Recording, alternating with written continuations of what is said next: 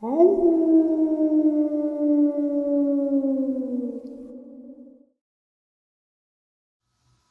greetings and salutations, everyone. I hope everyone is still doing well, and welcome to, depending on wherever you may live or however you choose to read your clock, this early morning or middle of the night bonus upload.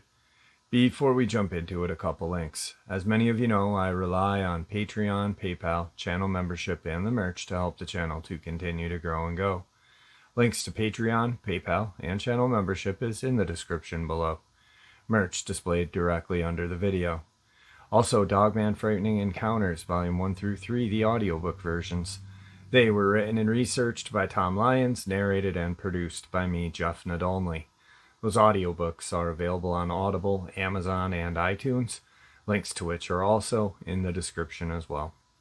And finally, last but definitely not least, if you'd really like to help support the channel to continue to grow and go, simply subscribe.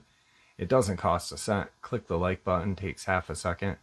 If you don't want to miss out on any of the informative uploads I put out daily, click that bell icon, and folks, please leave a comment and share the video. Why? Well, because all of these things really do help the channel to continue to grow and go. They are 100% appreciated, and they do matter. Now, everyone, I have taken far too much of your time. Let's jump in to this early morning or middle of the night bonus upload, shall we? Today's first subscriber, Maine, Dogman submission.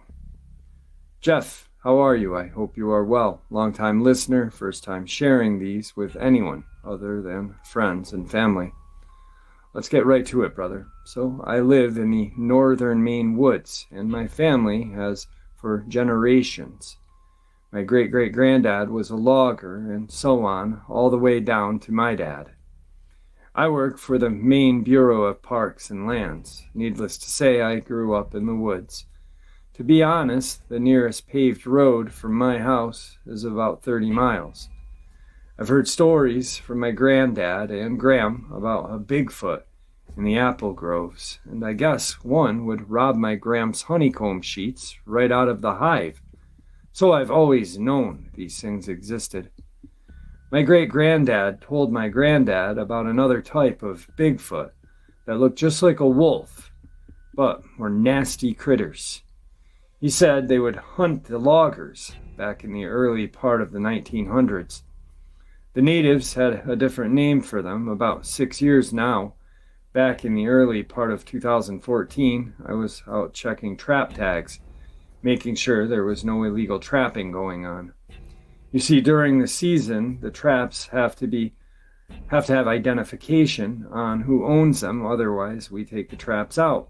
So here I am, about 4 or 5 miles out, away from my truck. Beautiful day, high 40s, and sunny. I'm hiking about, and the local wildlife are doing their business, when all of a sudden, listen to me, Jeff, it went silent. All I heard was the crunching of snow from me, not anything else. It's the beginning of April, so everything's busy normally. This stops me, so I start looking around. About 400 yards, I see this massive brownish-black mass moving around. I stare at this thing and realize it's huge, 300 to 400 pound black bear. Just a big old boy. He's looking around for food and whatever. I decide at this point to turn around and head back to my truck. I start toward my truck, and I'm about 1,000 yards from this big boy. And I see just out of the corner of my eye another brownish, massive blur going towards this big boy. I stop because now I'm thinking, 2 black bear in the same area. This isn't going to be good.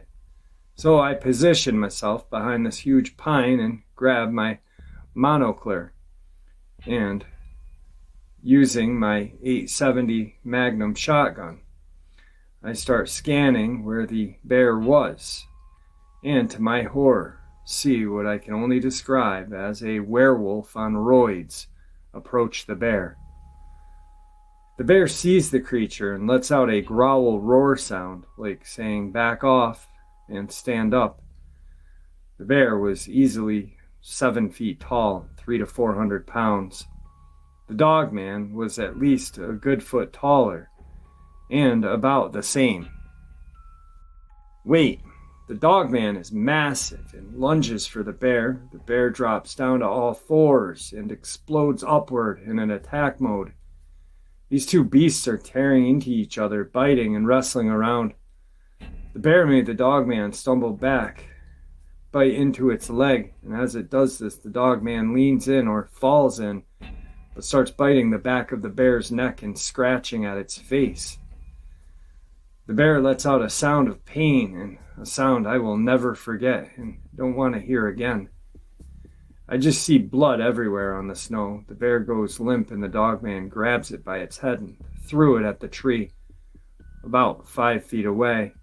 The bear hits it with a crunch. Seconds after, the Dogman's licking its leg where the bear had bit into it and stops and starts smelling the air and turns its head, and it sets in my direction. I'm crapping my pants at this point.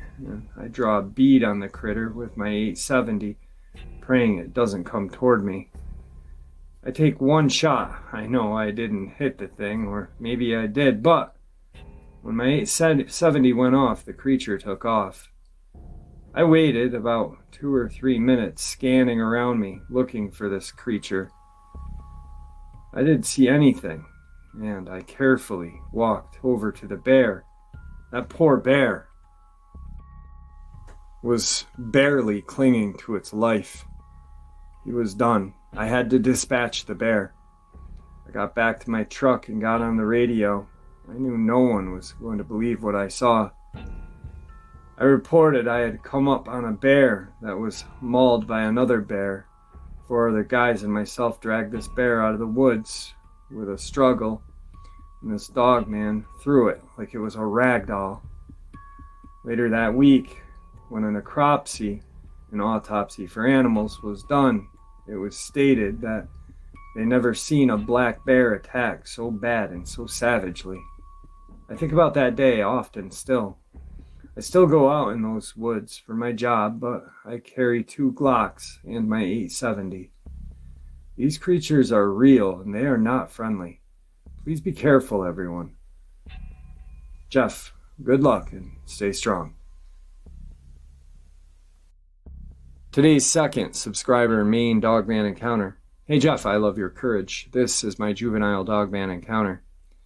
Back around 1994, I had a run-in, a face-to-face encounter with a juvenile Dogman in Ocean Park, Maine. I was walking on foot from my cousin's cottage in Camp Ellis, Maine.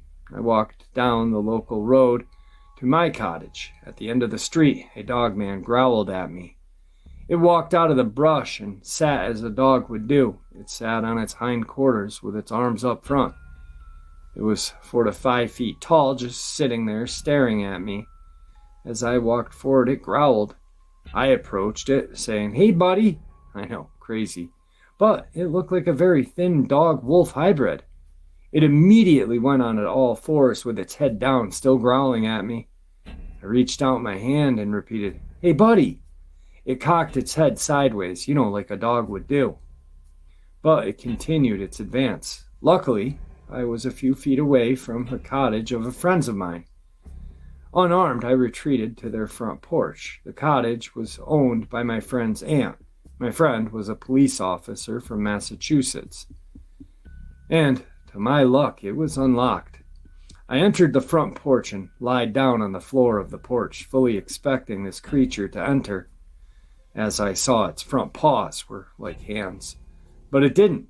I literally passed out and was awoken by the current renter at 6 in the morning.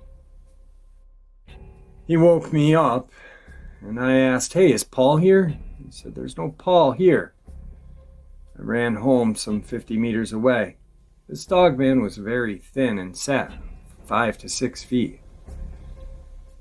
I have a Dogman encounter on another channel, and I can only assume it was a juvenile from my first encounter.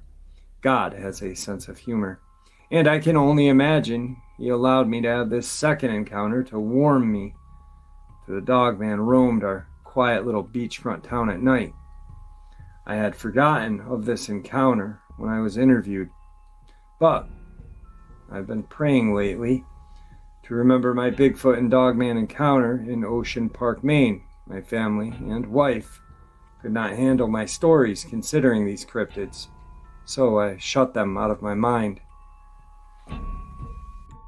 Until recently, when I prayed to God to remember them, they happened so infrequently that I forgot about them. But after hearing your channel and the other person's, I asked God to restore my memory. You see, every time I relayed these experiences to my friends and family, I was told, "Don't be crazy. No one will believe you. And you will be labeled as crazy anywhere there is. If you vacation in Ocean Park, Maine, beware. They live around that area." Now, I did have this subscriber on. He did share both of his encounters with me, and you guys. I know he's still a subscriber to this day of this channel because I see him in the comment section every once in a while. So, yeah, definitely. It was a great interview. Great person as well. So, let's move on. Shall we? There's the second one for you. Well, guess what? That wraps up Maine. Now, on to Maryland. Today's Maryland encounter. Subscriber Maryland encounter at that. Jeff, I'm 62 years old and I've been listening to you for a long while. I've had a couple of encounters with a female dogman. I was 14 years old. I was not going to school at the time due to knee surgery, so I would roam the woods around my house with my dog. My dog was a male shepherd, very smart.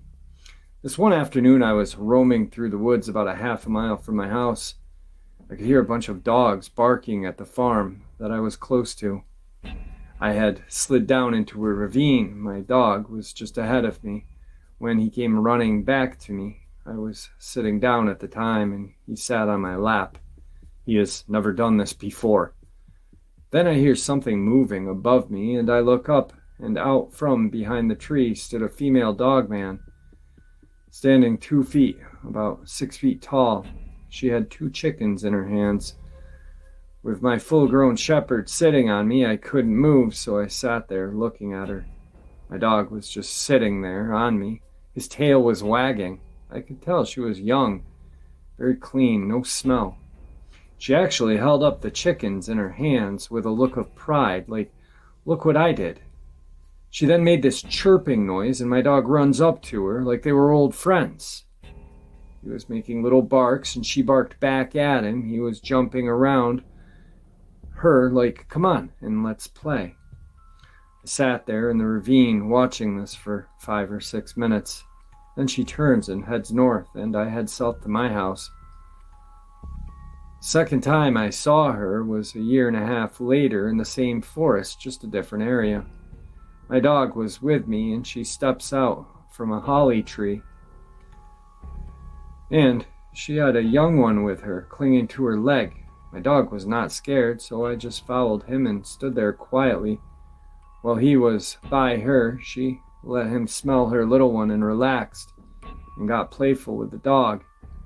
This lasted for a couple minutes, then she turned around. Now, I don't know about these animals back then. After listening to your show, I learned it was a dogman. But in all your podcasts and others I've listened to, I always heard that dogs would be deathly scared of them. These two acted like they were old friends. I've been back in those woods, and same area. The world around me went quiet.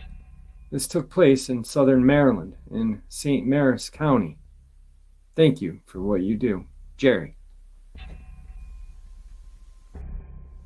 I think I'm going to send him an email, because I would love to hear him share that encounter. I mean, yeah, he's 62, so he's probably 63 or 4 now. So 50 years later, but still, that's just, it's an amazing, it gives you a whole different perspective on the dog man. Obviously, she was young, but, you know, holding up the chickens, like, hey, look at what I did. His fully grown shepherd walking up to her, barking. They're barking and chirping at each other, making noises. She barked at him. He was jumping around. They played there for a little bit. And then she shows herself again a year and a half later with a little one, and still lets his dog near her little one. And that's just amazing to me that we hear so many ill stories of these creatures, these apex predators, but yet we hear so little stories like this that it makes me feel good when we do hear a story like this. You know what I mean? So that wrapped up Maryland. Now we're just going to go up the coast, not all the way to Maine, but just before it to Massachusetts. In the first subscriber Massachusetts encounter we're going to get to, I shared this girl's subscriber encounter back in Florida. Now, this is her first encounter that she had in Massachusetts before moving to Florida, which is a very, very creepy encounter, if I do say so myself. Hey Jeff, my mom, 3 siblings, and I were living in Massachusetts up in the woodsy parts of Northampton. That's pretty much all I know as far as where it was at the time. So I have 2 brothers, 14 and 13, a sister 12, and of course I was 5 at the time. My mom would leave the eldest to take care of the rest whenever she had to go anywhere, whether she was at the grocery store or working. So on this particular day, she had to go to the grocery store, and she took my second oldest and my sister with her because they kept fighting and she also needed help, so she left me with my older brother. I was a good kid, so he loved babysitting me.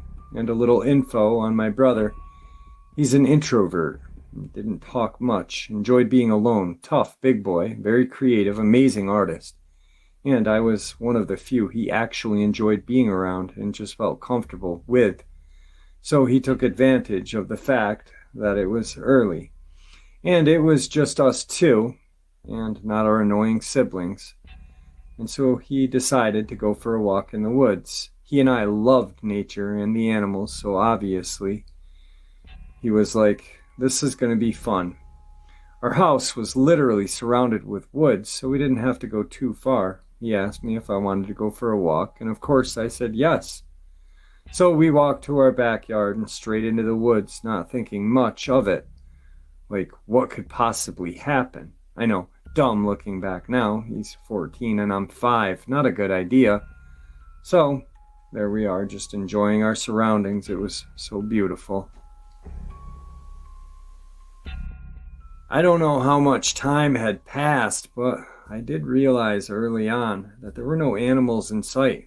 Nothing. Not a squirrel or even a bird. But I'm little, so I thought maybe sleeping.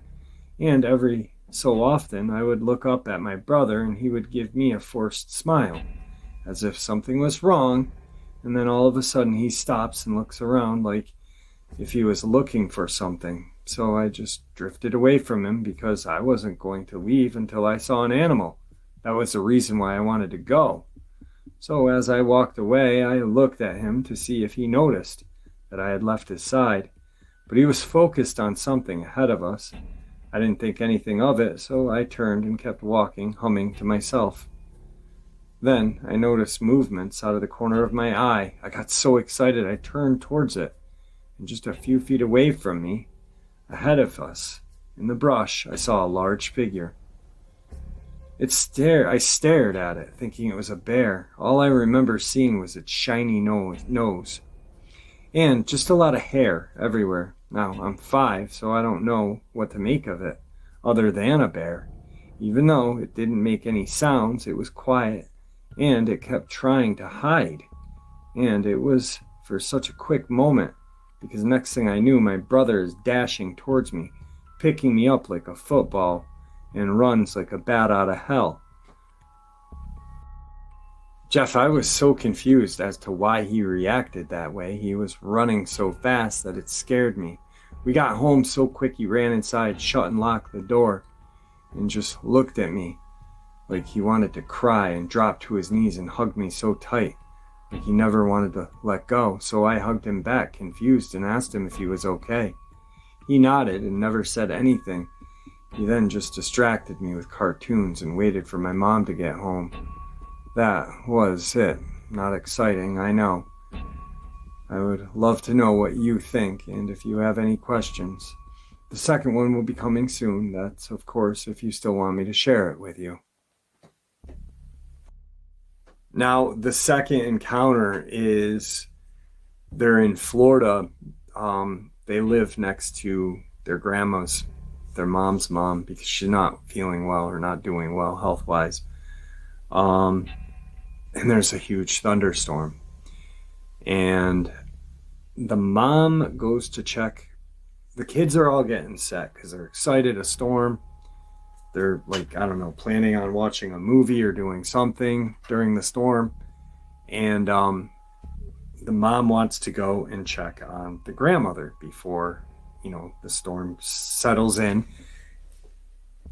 And they get to make popcorn or whatever and watch their movie. Well, the mom comes running back in, petrified, locks the door.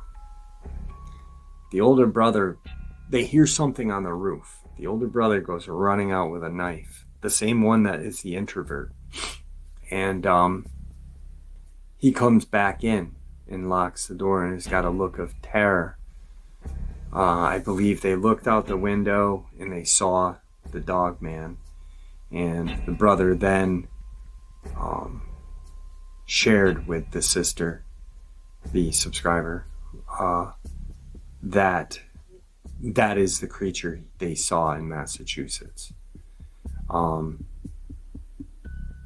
would love to have him on or to hear his side. Like she said, he is introverted, and I respect that.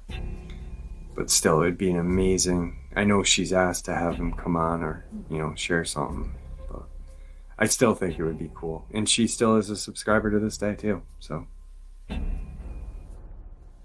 here is today's second Massachusetts subscriber Dogman encounter. Hey Jeff, my encounter happened in late summer of '85 in Pepperell, Massachusetts. I was at a little party in town with two of my best friends, Lee and Rick. At about 1 a.m, we left the party to drive Rick home. Rick lived on the outskirts of town, on top of a small secluded mountain surrounded by a lot of fields and woods. The road, or driveway to Rick's house, circled this small mountain, gradually going up to the top where his house was, and was the only house on the mountain. About halfway up, there was a turnaround where people would pull off the main way. Oh yeah, just for context, this is all dirt and rocky road. So we stopped up halfway and decided we would roll one and burn. Yeah, weed, but anyone who thinks a little weed and a couple of Budweisers makes you hallucinate is not being rational. Anyway, we had been there for about 15 minutes. Lee was in the driver's seat, Rick was in the passenger seat, and I was sitting in the back behind Rick. I started hearing sounds of sticks breaking, like someone was walking toward the car. The car was a big white Oldsmobile Cutlass. I said with a little concern, "Hey guys, do you hear that?" Lee replies, "Hear what?" But Rick replied, "Yeah, I do." Then we heard a large stick or branch snap loudly, and from right beside my window. I only saw a black mass fly by the window, and bam! Something big was on the roof of the car and was banging on it. Luckily, Lee kind of caught a glimpse of the mass and was already starting the car and flooring it. Soon as it fired up, we took off sideways, spun around, heading back down the driveway, and swinging back and forth to get this thing thrown off the car. I guess from the momentum of him fishtailing, I saw it roll onto the road from the back window. It rolled around, I think, 5 or 6 times, and then just sprang up on its feet. It's friggin' huge and appeared furry. Lee saw some of its form in his mirror, but was also driving. He kept saying, "It's a Bigfoot," but after what I saw in my mind, I thought it was a werewolf.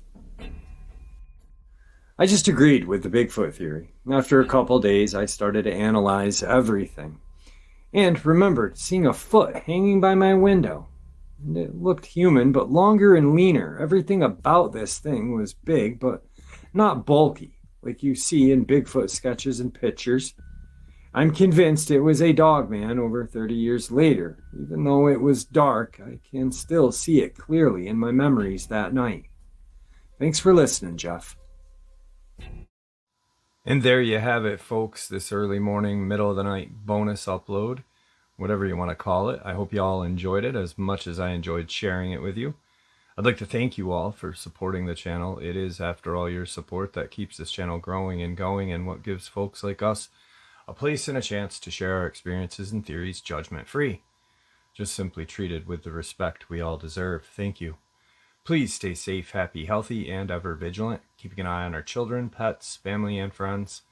These creatures are real. They are out there and they are dangerous. Share this information with those you love and care about, and it may just help save their lives someday. Until next time, never stop asking questions, never stop searching for the truth, and God bless.